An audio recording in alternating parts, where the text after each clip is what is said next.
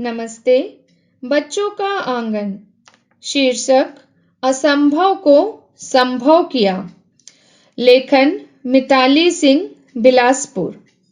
आओ बच्चों, आज हम आपको फिर से एक नई कहानी सुनाते हैं।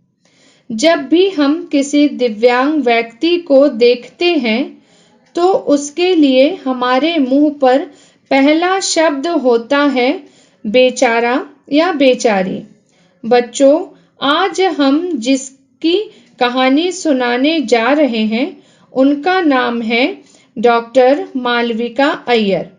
डॉक्टर अय्यर एक समाज सेविका, अंतर्राष्ट्रीय प्रेरक वक्ता, विकलांगता अधिकार कार्यकर्ता, डायरेक्ट पीएचडी की उपाधिधारी, एक समावेशी समाज के निर्माण की वकालत करने वाली हैं। मालविका का जन्म तमिलनाडु के कुंभकोणम नामक स्थान में हुआ था। उसका जन्म तो एक सामान्य बच्चे की तरह ही हुआ था और वह बचपन में खेल खेला करती थी। पर जब वह 13 वर्ष की थी तब उसके जीवन में सुनामी जैसा तूफान आया।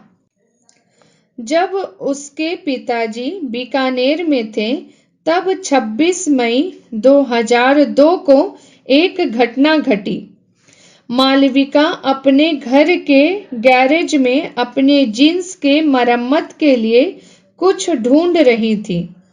उसके हाथ में कुछ आया जिसे उठाकर वह अपने कमरे की ओर दौड़ पड़ी।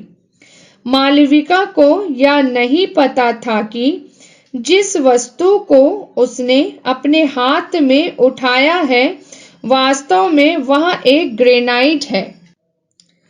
हुआ यह था कि उसके घर से कुछ ही दूर पर हथियार फैक्ट्री में जोरदार धमाका हुआ था, जिसके कारण कुछ बम के टुकड़े इधर-उधर बिखर गए थे।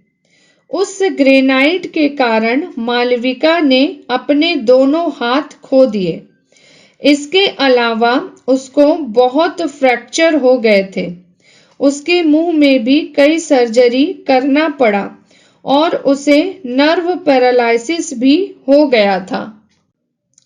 मालविका के मित्र, सगे संबंधियों को बस इसी बात की खुशी थी कि मालविका बच गई है, पर उनके व्यवहार के कारण मालविका को दिल्ली और चेन्नई जैसे गर्मी वाले स्थानों में भी पूरे बाह वाले कपड़े पहनने पड़ते थे। अपने दोनों हाथ खोकर भी मालविका को दिव्यांग होने का इतना दुख नहीं होता था जितना कि लोगों के व्यवहार के कारण दुख होता था। मालविका की मां ने उसके जीवन में प्रेरणा भरकर उसके जीवन को आसान बना दिया। उन्होंने समझाया कि जीवन में सफल होने के लिए स्वस्थ शरीर का होना ही सब कुछ नहीं होता। अपने संकल्प से मनुष्य जीवन में बहुत आगे जा सकता है। मालविका अपनी 10वीं की कक्षा में परीक्षा देने के लिए एक स्क्राइबर, जो परीक्षार्थी के बोलने पर उसके प्रश्न पत्र लिखते हैं, के द्वारा परीक्षा दी, जिसमें 97% अंक के साथ अपने राज्य में उसने स्थान बनाया। उसके प्रशंसकों में सबसे पहले हमारे देश के पूर्व राष्ट्रपति डॉक्टर एपीजे अब्दुल कलाम भी शामिल थे, जिन्होंने उसे और अच्छी तरह अध्ययन करने को कहा। मालविका ने दिल्ली में अपना अध्ययन जारी रखा। इसके बाद उसने मद्रास के social school of social work से अपने एमफिल की डिग्री ली। उसके एमफिल थीसिस को अवार्ड भी मिला, क्योंकि बिना हाथ के उसने अपने 1000 पेज की थीसिस स्वयं ही टाइप किया था। वह अपना भोजन स्वयं बनाती हैं, अपने कपड़े स्वयं पहनती हैं, वह वे सभी कार्य कर सकती हैं जिसे हम और आप कर सकते हैं। अंतर केवल इतना है कि उसे थोड़ा अधिक समय लगता है। वह आत्मनिर्भर है, किसी पर आश्रित नहीं है। मालविका का विवाह लंबे समय से रहे उनके एक मित्र से हुई जो अमेरिका में नौकरी करता है।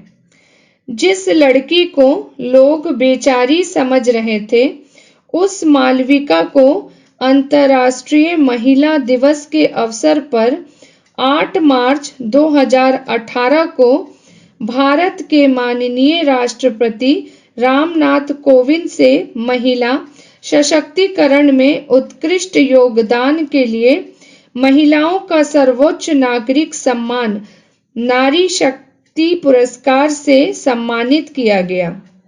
8 मार्च 2020 को भारत के माननीय प्रधानमंत्री नरेंद्र मोदी जी ने मालविका को अपना सोशल मीडिया अकाउंट्स को संभालने के लिए चुना था। मालविका को मार्च 2017 में न्यूयॉर्क में संयुक्त राष्ट्र में भाषण देने के लिए आमंत्रित किया गया। मालविका ने 2015 से कृत्रिम हाथ लगाना छोड़ दिया। अपने सामाजिक सेवा के अतिरिक्त वह लोगों को दिव्यांगता की और कई बातें समझाती हैं। वह कहती हैं कि बॉडी पॉजिटिविटी सकारात्मक शारीरिक छवि का मतलब यह नहीं कि हम मोटे हैं या पतले हैं। बॉडी पॉजिटिविटी का अर्थ है कि हमारा शरीर चाहे जैसा भी हो, हम उससे प्यार करें और उसे वैसा ही स्वीकार कर ले।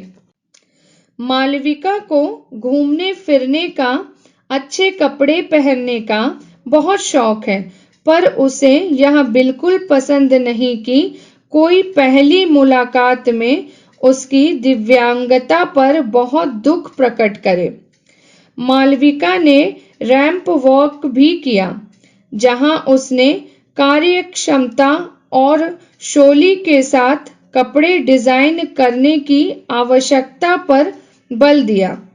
उसे 2015 में डेक्कन क्रॉनिकल द्वारा दशक के 100 परिवर्तन एजेंटों और समाचार निर्माताओं में से एक के रूप में मान्यता दी गई थी। 2016 में वह न्यूयॉर्क में वर्ल्ड इमर्जिंग लीडर्स अवार्ड में पहली महिला प्राप्तकर्ता है। मालविका को अनेक सम्मान और पुरस्कार तथा कई प्रसिद्ध संस्थाओं के मंच से प्रेरक भाषण देने का अवसर मिला है। तो बच्चों, इस प्रेरणादायी जीवन से हमें यह सीखने को मिलता है कि जीवन में यदि किसी अकस्मात दुर्घटना से यदि हमारे शरीर के किसी अंग का कोई नुकसान हो भी जाए तो जीवन का अंत हो गया है, ऐसा न सोचकर अपने जीवन में लक्ष्य को ऊंचा रखकर पूर्ण लगन और परिश्रम द्वारा सफलता प्राप्त किया जा सकता है और दूसरों को भी सफलता के लिए प्रेरित किया जा सकता है, जैसा कि डॉक्टर मालविका अय्यर ने किया। जय श्री राम कृष्ण।